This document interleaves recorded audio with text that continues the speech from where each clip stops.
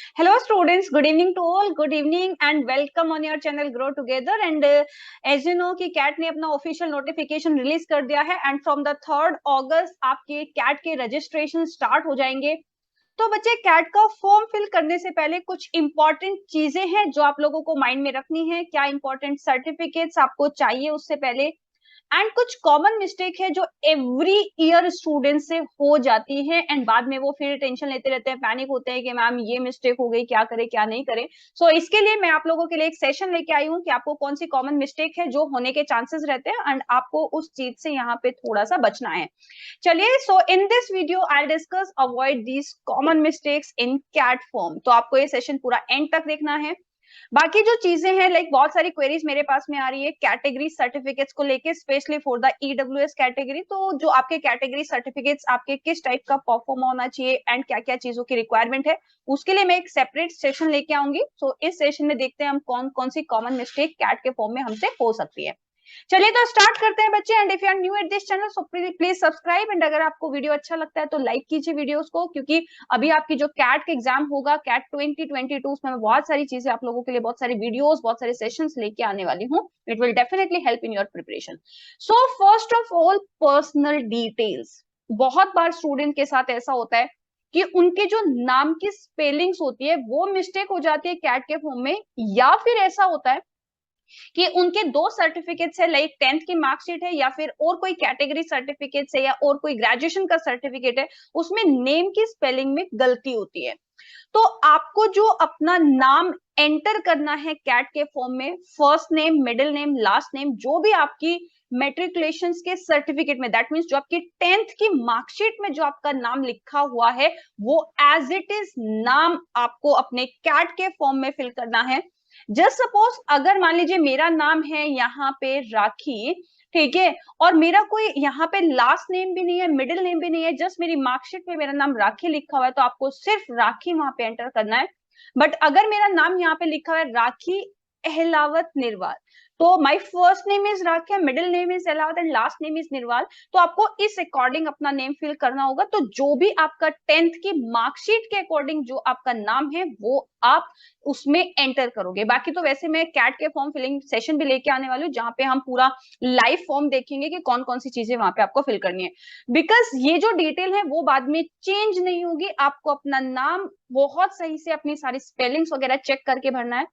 अब जो मुझसे क्वेश्चन हर साल पूछा जाता है कि मैम मेरा नाम यहाँ पे दूसरे सर्टिफिकेट में या फिर मेरी कैटेगरी सर्टिफिकेट में या फिर कोई मेरे पास कुछ दूसरा सर्टिफिकेट है उसमें मेरा नाम दूसरा है, तो बच्चे आपको 10th की मार्कशीट के अकॉर्डिंग भरना है।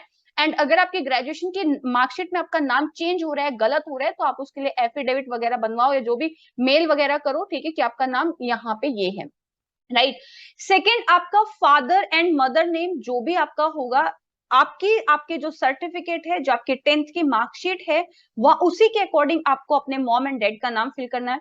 अब कई बार जैसे मैं फॉर एग्जांपल लास्ट ईयर मेरे पास एक क्वेरी थी, गुजरात का एक स्टूडेंट था, तो उनके वहां पे मॉम का या फादर का नाम था ही नहीं, मतलब मॉम का नाम था ही नहीं, किसी भी सर्टिफिकेट में नहीं था, ना 10th में, ना 12th में, ना ग्रेजुएशन के सर्टिफिकेट में, ना कैटेगरी सर्टिफिकेट में, कहीं पर भी अगर मॉम का, मदर का नाम नहीं है, तो आप उनकी जो वोटर आईडी में या उनकी जो आइडेंटिटी है कुछ आपकी मदर की, उनका जो नाम वहां पे लिखा हुआ है उसके अकॉर्डिंग आप अपना नाम फिल कर सकते हो।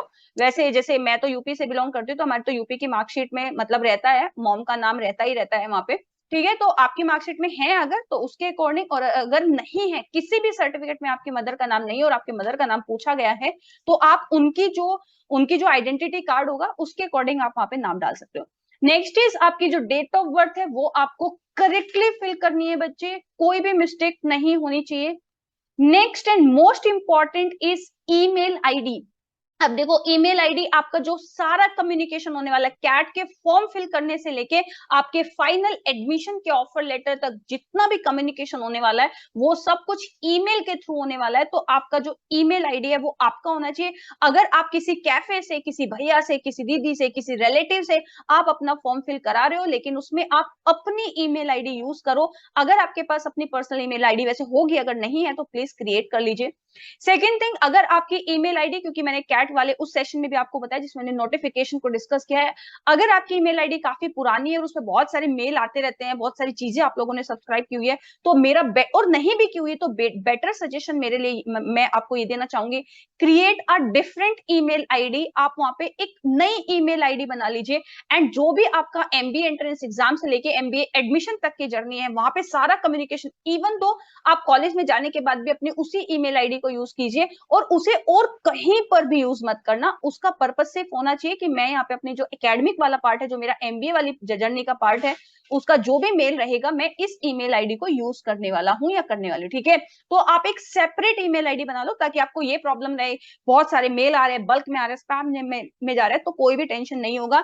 तो मेरा ये स्ट्रॉन्ग रिकमेंडेशन है, just create a separate email ID and जहां भी, क्योंकि आपको सिर्फ कैट का फॉर्म नहीं, बाकी बहुत सारे फॉर्म है जो आपको फिल करने हैं, ठीक है। डिफरेंट कॉलेजेस के फॉर्म आपको अलग से फिल करने पड़ेंगे, तो उन सब के लिए आप ये ईमेल आईडी यूज कर सकते हो। Next is contact detail. आपका जो मोबाइल नंबर है, आप अपना मोबाइल नंबर डालिए वहां पे जो आप रखने वाले हो अपने पास में। ऑल्टरनेट में आप अपने घर वालों का मोबाइल नंबर डाल सकते हो, but don't change your mobile number. At least जब तक आपका एमबीए का फाइनल एडमिशन नहीं हो जाता तब तक आप अपना मोबाइल नंबर चेंज मत करना। सो आपका नेम, आपका father mother name, date of birth, email ID and contact detail, ये बिल्कुल सही सही आपको यहाँ पे फिल करना है, राइट। नेक्स्ट अगर हम उस पर डिस्कस करें, जो सबसे ज्यादा क्वेश्चन पूछा जाता है that is the academic marks. अब एकेडमिक मार्क्स में बच्चे जो कैट के फॉर्म में जो हर साल पूछा जाता है वो आपसे परसेंटेज में मार्क्स पूछे जाते हैं। तो बहुत सारे स्टूडेंट का सीजीपीए वगैरह में मार्क्स होते हैं, तब आपको क्या करना है।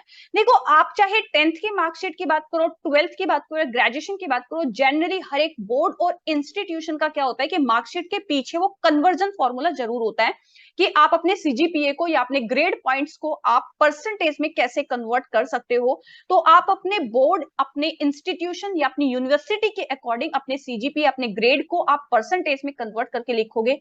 लेकिन कई बार ऐसा हो सकता है, जैसे यहाँ पे उन्होंने क्लियर दिया है, but if any university institution confirm that there is no scheme for converting CGPA into equivalent marks, तब आपको क्या करना होगा, तब आपको करना है the equivalence would be established by dividing the candidate CGPA by the maximum possible CGPA and then multiply the result with 100।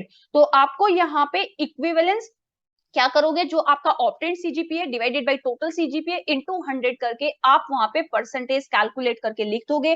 लेकिन अगर ये सिर्फ तभी होगा अगर आपकी यूनिवर्सिटी या इंस्टीट्यूशन कोई ऐसा कंफर्म नहीं है कि आप वहां पे सीजीपीए को परसेंटेज में कैसे कन्वर्ट कर सकते हो। अदरवाइज तो बोर्ड वगैरह का हर किसी का होता है, मार्कशीट के पीछे भी होता है, आप अपने कॉलेज में, अपनी यूनिवर्सिटी में मालूम भी कर सकते हो। तो उसके अकॉर्डिंग आपको अपने मार्क्स फिल करने हैं, same for the 10th, 12th and graduation.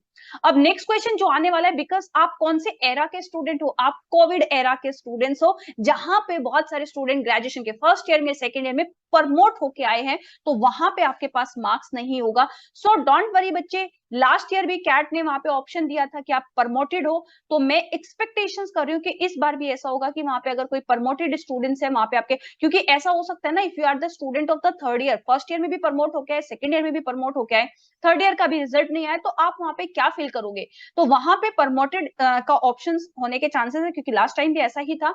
तो एक बार हम लोग 3 अगस्त मतलब कल से रजिस्ट्रेशन स्टार्ट हो जाएंगे, तो एक बार वहां पे देख के मैं आप लोगों को अपडेट कर दूंगी कि उन्होंने वहां पे प्रमोटेड का ऑप्शन वैसे देना चाहिए, डेफिनेटली वो देंगे, बिकॉज उन्हें भी पता है कि लास्ट 2 ईयर से बहुत सारी यूनिवर्सिटी और इंस्टीट्यूशंस ने एग्जाम्स नहीं लिए, प्रमोटेड, सिंपल प्रमोटेड लिख के आया है और उनको लाइक इक्विवेलेंट परसेंटेज भी वहां पे नहीं मिली है, ठीक है। तो उसके लिए आप बिल्कुल भी टेंशन मत लो। तो ये हो गया अपना एकेडमिक मार्क्स की डिटेल। अब नेक्स्ट जो इंपॉर्टेंट क्वेश्चंस है कि मैम हमारे जो सर्टिफिकेट्स है बच्चे, if you belong from any reserve category like OBC में नॉन क्रीमी लेयर में, ईडब्ल्यूएस, एससी, एसटी, पीडब्ल्यूडी, अगर आप किसी भी कैटेगरी, रिजर्व कैटेगरी से बिलोंग करते हो, तो प्लीज आप अपना जो सर्टिफिकेट्स है, जो अपना कैटेगरी सर्टिफिकेट्स है, उसको आप रेडी रखिए, क्योंकि वो आपको कैट के फॉर्म में चाहिएगा। लास्ट ईयर ऐसा हुआ था, one of my student belong from the PWD category, उसको बहुत अच्छा खासा रिजर्वेशन मिल सकता था, लेकिन लास्ट मोमेंट तक वो बच्चा बेचारा भागता रहा कि उसको सर्टिफिकेट बन जाए, लेकिन बहुत टाइम लग गया उसको सर्टिफिकेट बनने में, एंड तब तक कैट के फॉर्म की लास्ट डेट निकल गई, ठीक है। तो उन्होंने बिना कैटेगरी रिजर्वेशन के ही, बिना पीडब्ल्यूडी कैटेगरी के लिए बिना ही उन्होंने फॉर्म फिल कर दिया, जबकि आपको पता है कि आपको काफी सारा उससे बेनिफिट हो सकता है। सो लास्ट डेट है 14 सितंबर। अगर आप लोगों ने अभी तक अपनी रिजर्व कैटेगरी के सर्टिफिकेट के लिए अप्लाई नहीं किया है तो प्लीज अप्लाई कर दीजिए। आप अगर कैट की वेबसाइट पे जाओगे imcat.ac.in पे, तो वहां पे परफॉर्मा दिया हुआ है कि किस परफॉर्मा में आपको अपना सर्टिफिकेट बनवाना होगा। बाकी I will make a separate video for the reserve category students कि आपको सर्टिफिकेट का परफॉर्मा क्या होना चाहिए, बट आप लोग प्लीज अप्लाई कर दीजिए अगर आपने अभी तक अप्लाई नहीं किया हुआ है तो। ठीक है, नेक्स्ट इज ऑफर्ड प्रोग्राम। बहुत जब आप यहाँ पे कैट का फॉर्म फिल करने जाओगे तो फर्स्ट थिंग आपको आईएम्स के लिए, किसी भी आईएम के लिए आपको अलग से कोई फॉर्म नहीं फिल करना होता, उसमें आईएम्स के लिए सारे उसमें टिक हो जाते हैं।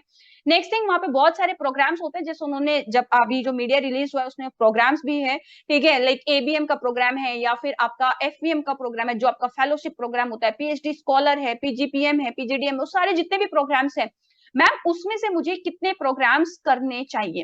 वैसे तो बच्चे मैं आइडियली बोलूं, देखो अगर आप लोग 2 इयर्स डिग्री, मतलब अगर आपको एग्जीक्यूटिव वाला प्रोग्राम नहीं करना या फिर ऑनलाइन एमबीए नहीं करना या फिर एफपीएम में नहीं जाना तो उस पर क्लिक मत करो। लेकिन कई बार ऐसा होता है कि अगर हम देख देख के सेलेक्ट कर करके टिक करते हैं तो चांस ऐसा हो सकता है, because you have total 20 IIMs, उसके बहुत सारे प्रोग्राम्स हैं, तो कहीं ऐसा हो सकता है कि कोई एक दो प्रोग्राम आपसे मिस हो जाए या कोई एक दो आईएम का इंपॉर्टेंट प्रोग्राम आपसे मिस हो जाए। तो ऐसी गलती को अवॉइड करने के लिए बेटर सजेशन यही है कि आप सब पे क्लिक कर दो, क्योंकि आपको अलग से कोई पे तो नहीं करना है, तो कोई प्रॉब्लम भी नहीं है।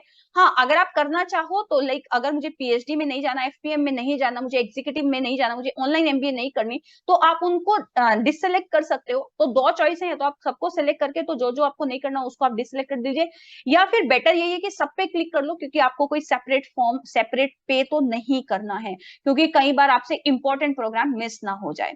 Next is a centre location. बच्चे आपका एग्जाम 27 नवंबर को है, आपको 6 सेंटर सिटीज के ऑप्शंस मिलेंगे, लेकिन हाई चांस होता है कि आपके फर्स्ट या सेकंड में से ही आपको सेंटर एलोकेट हो जाता है।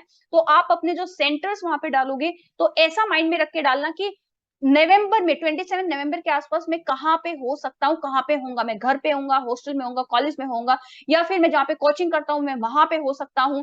ठीक है, तो आप उसी के अकॉर्डिंग अपने सेंटर्स की लोकेशन वहां पे डालोगे, एंड हाई चांस है कि जो आप फर्स्ट प्रायोरिटी डालते हो वहां पे फर्स्ट या सेकंड में से आपको ऑप्शन मिल जाता है। तो first second and third centre तो आप बहुत ही ध्यान से रखना, जहाँ पे आपके हाई चांस है ऑन द 27 नवंबर के आसपास कि नवंबर के मंथ में आप कहाँ पे हो सकते हो।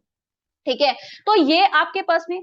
Next important question, work experience. Ma'am मैंने इंटर्नशिप किया है, वर्क एक्सपीरियंस में डाल दूं? मैम मैंने ग्रेजुएशन के पहले बच्चों को ट्यूशन कराया है, वर्क एक्सपीरियंस में डाल दूं? मैम मैंने इन 12th और जो ग्रेजुएशन के बीच में 1 साल का गैप लिया था वहां पे मैंने इस फर्म में काम किया था, क्या मैं वो वर्क एक्सपीरियंस में डाल दूं? Not at all. आपके ग्रेजुएशन से पहले अगर आपने कुछ भी किया है, it will not consider it as a work experience. आपके ग्रेजुएशन से पहले आपने कुछ भी किया है वो वर्क एक्सपीरियंस में काउंट नहीं होगा।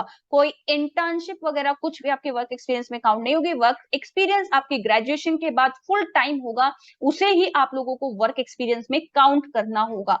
अब नेक्स्ट चीज ये होती है, जैसे कई बार मैंने स्टूडेंट से ऐसा देखा है कि मैम कैट का फॉर्म तो सितंबर तक फिल हो जाएगा, लेकिन मैं तो जॉब अगले फेब या मार्च तक करने वाला हूं, तो मैं अपना वर्क एक्सपीरियंस, बच्चे वहां पे आपके पास डेट होती है, जब आप डालोगे ना तो वहां पे आपको पता चल जाएगा कि इस डेट तक ही आप अपना वर्क एक्सपीरियंस डाल सकते हो। उस चीज को मैं आपको फॉर्म में भी शो करूंगी कि आप वर्क एक्सपीरियंस की डेट आपके पास क्या है।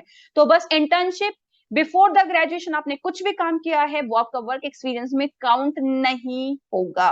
ठीक है, क्लियर है? तो इस पे क्वेरी नहीं आनी चाहिए। सो ये कुछ इंपॉर्टेंट चीजें थी, इंपॉर्टेंट मिस्टेक्स थी, जो सॉरी कॉमन मिस्टेक थी जो स्टूडेंट हमेशा परफॉर्म कर देते हैं और उसमें प्रॉब्लम हो जाती है। तो यहाँ पे मैं कुछ और चीजें आपके नेक्स्ट सेशन में लेके आऊंगी। जब कैट फॉर्म फिलिंग हम लोग करेंगे, लाइव एक कैट फॉर्म फिल करेंगे, तो उसमें भी मैं वहां पे छोटी छोटी चीजों को बताते हुए चलूंगी। बच्चे फॉर्म बहुत महंगा है, 2300 का फॉर्म है, आप दूसरा फॉर्म फिल करोगे उससे चक्कर में, अच्छा है कि एक ही बार में आप अच्छे से फॉर्म फिल कर दीजिए। सो आई होप ये चीजें आप जब फॉर्म फिल कर रहे होंगे तो आपके माइंड में डेफिनेटली रहने वाली है, मेरा चेहरा आपके माइंड में आएगा कि नहीं मैम ने ये बोला है कि ये वाली गलतियां नहीं होनी चाहिए। चलिए, तो नेक्स्ट सेशन में मिलेंगे कल 3 अगस्त है, कल से आपके form filling morning session start हो जाएगा, सो वेट फॉर 1 और 2 डेज, मैं डेफिनेटली आप लोगों के लिए क्लियर सेशन करने वाली हूँ। उसके लिए अगर आपको कोई भी क्वेरीज है, वैसे मैं ट्राई करूंगी कि सेशन के टाइम पे आपकी सारी क्वेरीज सॉल्व कर दूं, बट ये बहुत कॉमन है, लास्ट 6-7 ईयर से मैं ये चीज फेस कर रही हूँ। कैट के फॉर्म की लास्ट डेट तक स्टूडेंट मुझसे क्वेश्चन पूछते रहते हैं, मैम ये मिस्टेक है, ये हो सकता है, ये नहीं हो सकता। जनरली जो क्वेश्चंस आते हैं वर्क एक्सपीरियंस से, सीजीपीए कन्वर्जन से, ग्रेजुएशन के मार्क्स से, इनसे इनसे थोड़े से क्वेश्चंस ज्यादा रहते हैं, ठीक है। तो बट स्टिल अगर आप कोई भी डिफिकल्टी फेस करोगे कैट के फॉर्म में, आप मुझे रीच आउट कर सकते हो ऑन द टेलीग्राम चैनल, जो मैं यहाँ पे लिंक डिस्क्रिप्शन बॉक्स में डालने वाली हूँ, या फिर आप मुझे ईमेल पे मैसेज भी कर सकते हो। So thank you so much guys, bye bye, take care, and हम लोग नेक्स्ट सेशन में मिलते हैं। Thank you, bye bye.